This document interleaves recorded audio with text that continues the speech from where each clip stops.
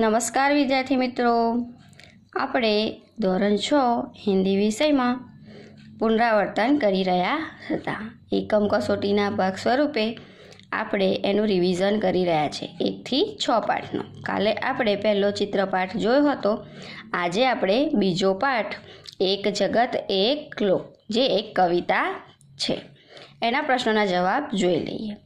તો એમાં નાના પ્રશ્ન છે એમાં प्रश्नों के उत्तर के लिए उचित विकल्प चुनकर विकल्प का क्रम बॉक्स में लिखिए. हमारा सच्चा धर्म क्या है? तो हमारा सच्चा धर्म क्या है? मानवता. हम सब का जीवन किस की कहानी है? तो सुख दुख की कहानी है. हम सबका जीवन किस सूत्र में बंधा है? तो एकता के सूत्र में बंधा है. हमारा राग कैसा होना चाहिए? तो हमारा राग सुहाना होना चाहिए. कोष्टक में से उचित शब्द चुनकर रिक्त स्थानों की पूर्ति कीजिए, यानी खाली जगह.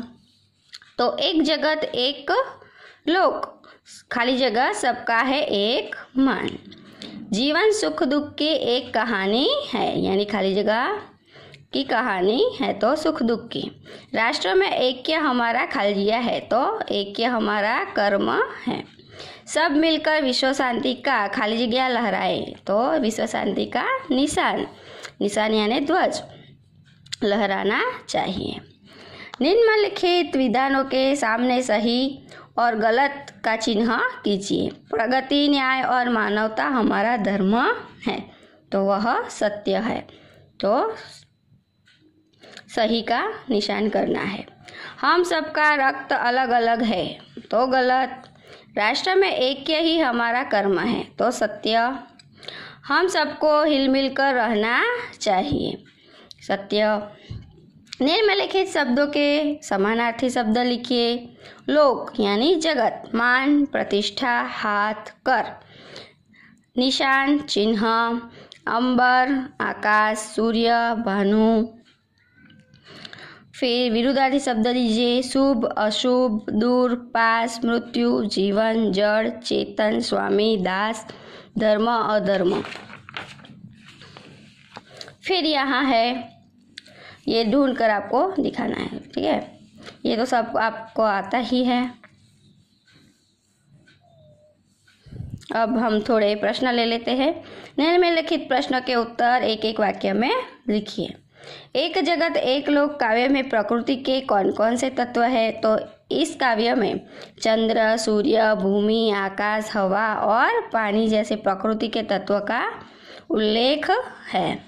हमें कैसे गीत गाने चाहिए? हमें समानता और ममता के हर्ष से भरे गीत गाने चाहिए, खुशियों से भरे गीत गाने चाहिए. हमारा कर्म क्या है? तो राष्ट्र में ऐक्य स्थापित करना ही हमारा कर्म है, एकता लाना ही हमारा कर्म है. हमारा धर्म क्या है? तो राष्ट्र में प्रगति, न्याय और मानवता स्थापित करना ही हमारा धर्म है.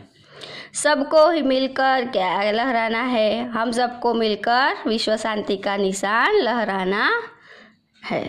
याद रखना, विश्व शांति का निशान लहराना है. निम्नलिखित प्रश्नों के उत्तर 2-3 वाक्य में लिखिए. तो एक जगत एक लोक ऐसा कवि क्यों कहते हैं? तो यह संसार समान है. इस संसार में रहने वाले सभी लोग एक समान हैं. ईश्वर ने भी हम इनमें कोई अंतर नहीं किया है. हम सबका देह, रक्त, अस्थि, प्राण एक समान है. हम प्रकाश देने वाला सूर्य भी एक ही है. इसीलिए एक जगत एक लोक ऐसा कवि कहते हैं. एक रक्त का अर्थ समझाइए. तो इस संसार में अलग अलग धर्म और जाति के लोग रहते हैं. उन लोगों के जीवन में अंतर होता है, परंतु सभी मनुष्य का रक्त एक ही है. सभी के रक्त का रंग लाल है. इस प्रकार सबका एक ही रक्त है. एक जगत एक लोक काव्य का अपना आप कौन कौन से शीर्षक देना चाहेंगे? तो मैं इस काव्य को एकता का गीत और विश्व ऐक्य जैसे शीर्षक देना चाहूँगी. या चाहूँगा। आगे देखते हैं, सभी नदियाँ अलग अलग है, फिर भी कवि क्यों कहते हैं कि एक ही पानी? तो इसका उत्तर है कि हमारी पृथ्वी पर कई नदियाँ हैं, उनके उद्गम स्थान भी अलग अलग है। ये सभी नदियाँ अलग अलग है, परंतु उन सब का पानी एक समान है। वह पानी एक समान रूप से सबको के काम आता है, इसीलिए कवि एक ही पानी ऐसा कहते हैं। हमारे जीवन सुख दुख की कहानी है, ऐसा कवि क्यों कहते हैं? तो मनुष्य का जीवन सुख और दुख से जुड़े हैं। मनुष्य के जीवन में कभी सुख आता है तो कभी दुख आता है। सुख और दुख सदा नहीं रहते, उसका आना जाना हमारे जीवन में चलता ही रहता है, कभी दुख तो कभी सुख। इसीलिए कवि हमारा जीवन सुख दुख की कहानी है।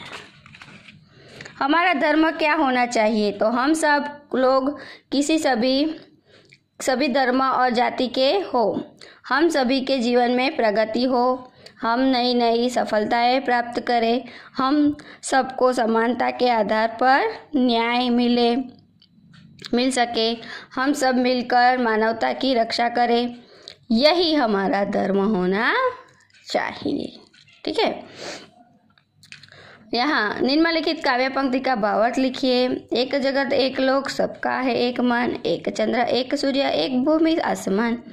तो इसका भावार्थ है कि प्रस्तुत पंक्ति में कवि कहते हैं कि यह दुनिया एक है, संसार भी एक ही है। इस संसार में सबका एक समान मान है। इस संसार में चंद्र सूर्य भूमि आसमान एक ही है। इस सब की तरह हम सब के भी एक हो, हम इस जैसे ये सब एक है वैसे ही हमें एकजुट होकर रहना चाहिए। तो यह इस पंक्ति में कहा गया है। तो इस तरह यह पाठ का प्रश्नों के उत्तर है। सभी मित्रों को याद रखना है, एकम को सूत्र के ध्यान में रख कर पढ़ाई करनी है। ठीक है, अगले वीडियो में हम तीसरा पाठ समझदार नन्ही के प्रश्नों के उत्तर देखेंगे। Thank you.